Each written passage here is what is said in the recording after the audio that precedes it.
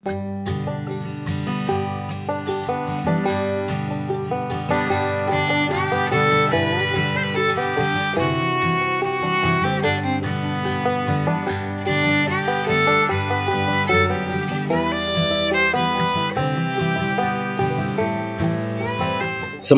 pagi, mitra-mitra sahabat-sahabat agro dimanapun Anda berada. Tema kali ini adalah tentang tanaman sukun. Ya, siapa yang tidak tahu tanaman sukun, di mana tanaman ini banyak buah ini digunakan untuk digoreng ya, dibuat gorengan ya, cukup enak, dikupas kemudian digoreng, ini cukup enak ya. Selain itu tanaman ini juga bisa difungsikan sebagai tanaman untuk mengikat air pada daerah-daerah tertentu atau daerah-daerah kering ya, di mana ini tanaman ini cukup membantu untuk mengikat air ya. Nah, sahabat-sahabat, ternyata tanaman ini juga mulai dilirik oleh para pengusaha ya, oleh para pengusaha terutama pada pengusaha yang bergerak di bidang mie, karena ini tanaman ternyata juga bisa dibuat untuk sebagai tepung ya, pengganti tepung yang lainnya, karena ada beberapa tepung yang sekarang ini kebanyakan adalah dari gandum. Nah, ternyata sukun ini ternyata juga bisa menggantikan fungsi tepung daripada gandum, yaitu tepung sukun.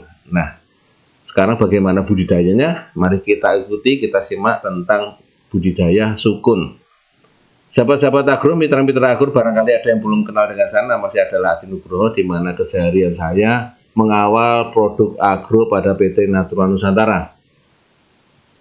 Nah, sahabat-sahabat agro, manfaat sukun tentu saja banyak sekali. Begitu daging buahnya bisa dikeringkan dan dijadikan tepung, maka kandungan patinya sampai 75%, 31% adalah gula, 5%-nya protein, dan sekitar 2% adalah lemaknya. Daunnya bisa dijadikan pakan ternak, getahnya bisa untuk menambal perahu atau sebagai bahan dasar pembuat permen karet ya. Kemudian kayu sukun ini juga polanya cukup bagus, bisa digunakan sebagai bahan ya, bahan untuk pada rumah tangga, alat-alat konstruksi ringan, atau malah membuat perahu ya. Nah, perbanyakannya bagaimana? Ada beberapa perbanyakan. Yang pertama adalah tentang stek akar, yang kedua adalah stek batang, yang ketiga adalah stek pucuk, dan yang keempat adalah okulasi. Stek akar ya tentu saja dengan dilakukan dengan mengambil materi yang akar dari tanaman, digali dari bawah, kemudian akar ini kita ambil dan kita tanam. Nah, kira-kira adalah seperti itu, nanti akan muncul tunas yang baru. Nah, ini dari awal, sejak awal kita disarankan tanah yang digunakan adalah disiram dengan supernasa, 1 sendok supernasa dalam 10 liter airnya ya, saudara-saudara, mitra-mitra semua. Kemudian stek batang, ini yang sering dipakai ya, karena lebih banyak menjanjikan dan benihnya bisa banyak dan seragam. Dan ini diambil dari bahan kurang lebih sekitar 1 meter, kemudian dipotong-potong menjadi 8-10 stek, dan prosesnya adalah seperti ini ya, kira-kira adalah seperti itu, dipotong-potong, kemudian kita tanam. Tidak beda dengan stek pucuk seperti pada tanaman stek batang, jadi bagian pucuknya diambil ya, kemudian setidaknya memiliki 6 helai daun ya, maka ini akan banyak daunnya, semakin baik. Jadi kita ambil batangnya, juga kita ambil pucuknya ya, kurang lebih sama seperti ini, bagian pucuk dan bagian batangnya. Nah, ini adalah seperti itu ya.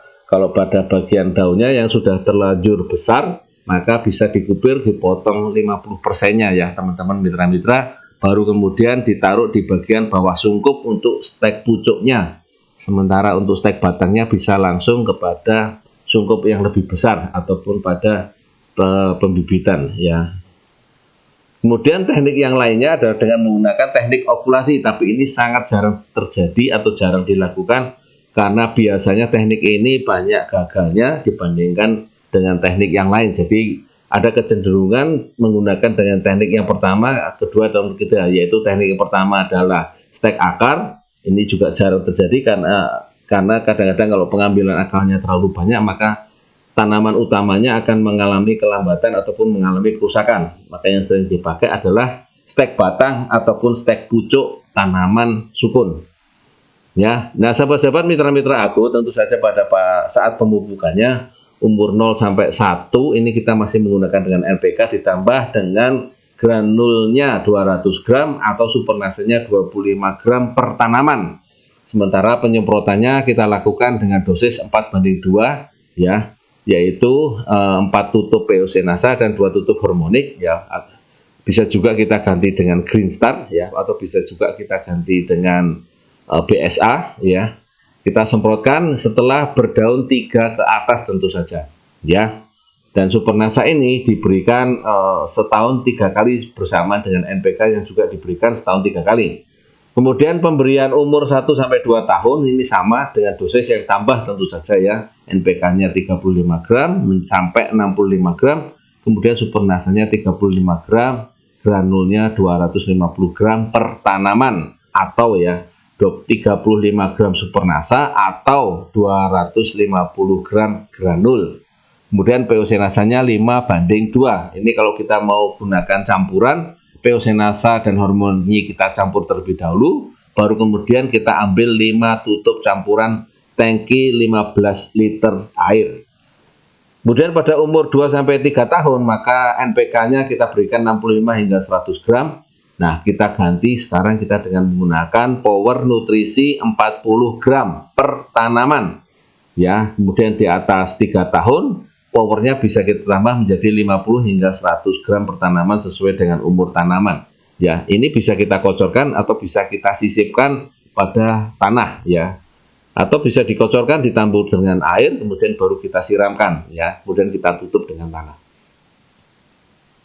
Ada juga yang menggunakan dengan pupuk tunggal urea, TSP, KCl seperti itu, boleh saja. Ditambah dengan pupuk kandang boleh-boleh saja ya. Ini satu kaleng ini adalah kurang lebih setara dengan 5-7 kilo pupuk kandang ya.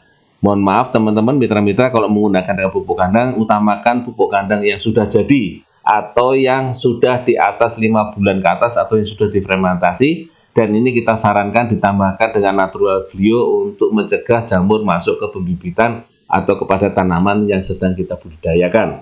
Ya, pemberian teknologi nasanya kurang lebih sama seperti pemberian pada waktu kita menggunakan dengan pupuk majemuk ya. Ini adalah pupuk tunggalnya, ini adalah pupuk majemuknya. Silakan ini alternatif pemberian pupuk makro ya, baik tunggal maupun majemuk. Silakan untuk penggunaan teknologi nasanya kurang lebih pada umur 1, umur 2 dan umur 3 ini cukup memberikan beberapa manfaat. Yang umur 1 sampai umur 2 tahun masih menggunakan dengan Supernasa, di atas 3 tahun baru kita menggunakan Power Nutrisi. Nah, penyemprotannya ini tentu saja hanya sampai pada tahap tangki atau tangki tangan yang bisa disemprotkan. Jadi kalau sudah tidak mampu untuk menyemprotkan pada bagian daunnya, kami sarankan untuk tidak dilakukan penyemprotan. Jadi cukup dengan pemberian Power Nutrisi saja.